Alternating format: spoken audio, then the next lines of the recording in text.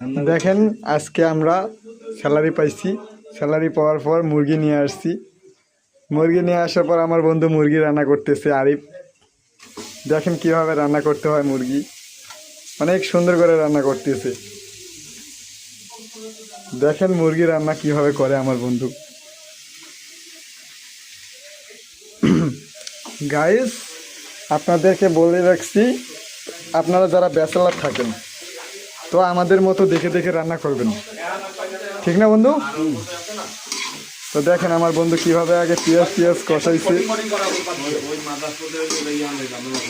কষার পর এই যে মুরগি রান্না হয়েছে।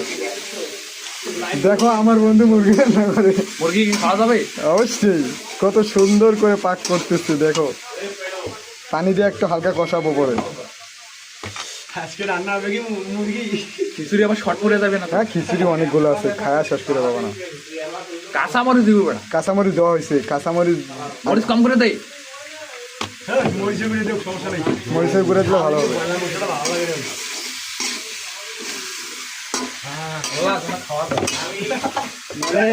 মজা নিচ্ছে নাকি? মজা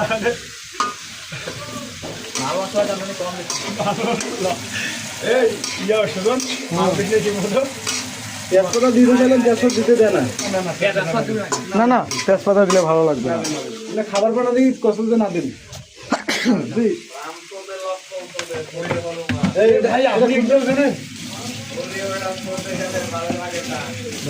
না না, এটা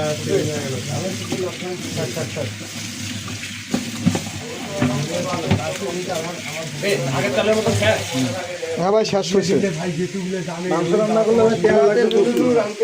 ভাই এটা আজকে খুললাম ভাই। না, আগে অনেক তেল দিছে ভাই, আগে অনেক তেল দিছে। আর কত দেয়? হ্যাঁ ভাই, না না, কালকে খাবো। এটা আসল কষা, এরপরে পানি হইবে একবারে খাওয়ার পানি। কি না দোষ, এটা পোড়া লাগা নাহান কর, এটা একবারে ভাজা নাহান করি নি।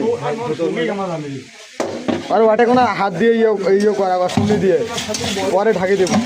এটা কেমন বাসনা ওঠে।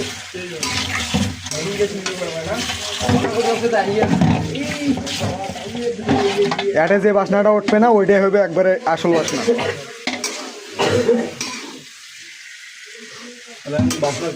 ওটাই চল, আমরা টের পাইছি।